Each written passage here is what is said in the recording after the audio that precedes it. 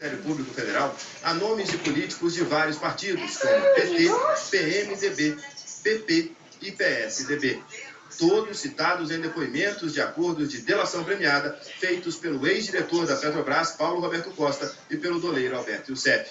O ministro Teori Zavascki vai ler e analisar esse material e deve decidir sobre os pedidos até o fim da semana. O Ministério Público Federal também pede o fim do sigilo dos inquéritos e Teori já sinalizou que deve concordar. O ministro Marco Aurélio Mello, do Supremo Tribunal Federal, defendeu o fim do sigilo. Eu penso que na administração pública, mola mestra é a publicidade. É o que viabiliza a eficiência pelo acompanhamento da imprensa, pelo acompanhamento dos cidadãos em geral. A não ser no tocante ao que deva permanecer no sigilo, e aí será envelopado, o restante deve ser público. Hoje à tarde, no Congresso Nacional, parlamentares respondiam a todo momento sobre a expectativa dos pedidos de inquérito. O senhor diria que o parlamento está agoniado com a lista do Gelou? A gente conversa aí, porque é uma tensão um tanto silenciosa, mas sempre há uma expectativa, né? O que se deseja, o que se quer é a verdade, é isso que se espera da ação do Ministério Público Federal com o apoio direto da Polícia Federal.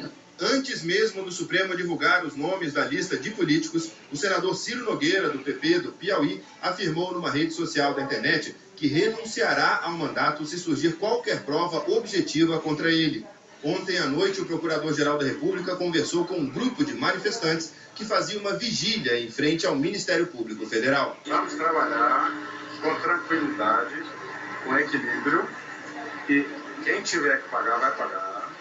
Nós vamos apurar. Isso é um processo longo, está começando agora, a investigação começa. E nós vamos até o final dessa investigação.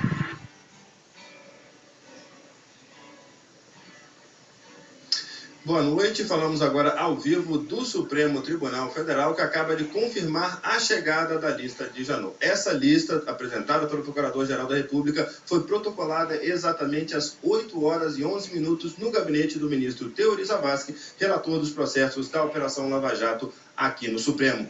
E são exatamente 28 pedidos de abertura de inquérito contra políticos, 7 pedidos de arquivamento.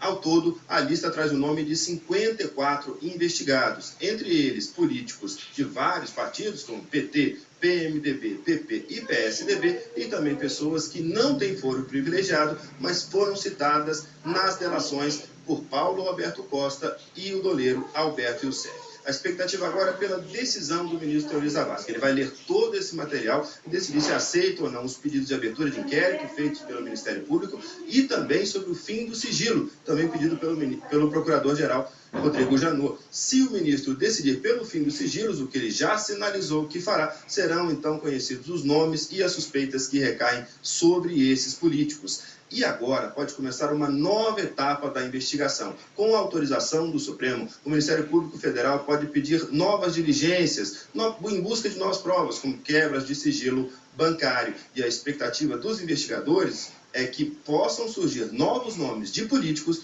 durante essas investigações. Bonner, Renata. Obrigado, Vladimir. Boa noite para você, trazendo aí as informações ao vivo de Brasília. Vladimir acabou de dizer, né, a gente viu, esses pedidos de abertura de inquérito têm como base as delações premiadas de 2 investigados. A repórter Camila Bonfim vai explicar agora como é que funciona esse sistema em que o envolvido conta o que ele sabe em troca de uma possível redução da pena. Até agora, 15 acusados de desvio de dinheiro da Petrobras fizeram acordos de delação premiada. Entre eles, o doleiro Alberto Youssef e o ex-diretor de abastecimento da estatal, Paulo Roberto Costa. As informações e provas apresentadas pelos 2 delatores no fim do ano passado permitiram à Força-Tarefa da Lava Jato abrir novas frentes de investigação. A principal delas resultou na prisão de diretores e executivos das maiores empreiteiras do Brasil e também revelou acusações de pagamentos a políticos e partidos em contas no Brasil e no exterior. Por lei, os delatores devem identificar os demais coautores e participantes da organização criminosa e os crimes praticados por eles, revelar a hierarquia e a divisão de tarefas, prevenir crimes que poderiam ser praticados pelo grupo, devolver o dinheiro desviado e localizar eventuais vítimas. Em troca, o investigado que entrega o que sabe pode ter redução de pena e até perdão judicial.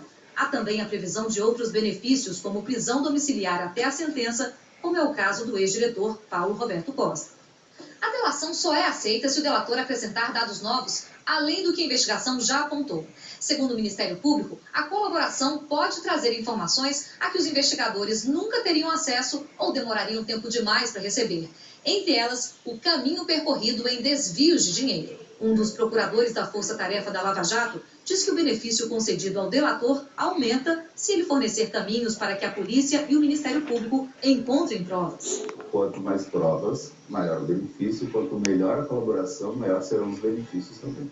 Cabe aos investigadores verificar se o delator está falando a verdade e encontrar as provas. Se mentiu, perde os benefícios da delação. Mas se a polícia não consegue as provas após a homologação da delação, o delator não sofre consequências. O colaborador, ele tem um compromisso de não somente descrever a estrutura da organização criminosa, indicar as pessoas que integram essa organização criminosa, mas também colaborar, porque não basta para condenar uma pessoa a mera delação. É necessário que haja também provas. As delações só valem depois de homologadas pela Justiça. Se o delator citar envolvidos com foro privilegiado, a homologação cabe ao Supremo Tribunal Federal. Isso ocorreu com os acordos de Youssef e Paulo Roberto Costa, que citaram possível envolvimento de políticos. 3 testemunhas de defesa da empreiteira OAS afirmaram à Justiça Federal do Paraná que desconheciam os desvios de dinheiro nas licitações da Petrobras ou qualquer irregularidade da empresa. Elas prestaram depoimento hoje em Curitiba. Um dia depois do Ministério Público recomendar a suspensão do pagamento de passagens aéreas para maridos e mulheres de deputados federais, a Câmara dos Deputados revogou a medida por decisão unânime da mesa diretora. O presidente da Casa, Eduardo Cunha, admitiu que a repercussão negativa da proposta foi decisiva.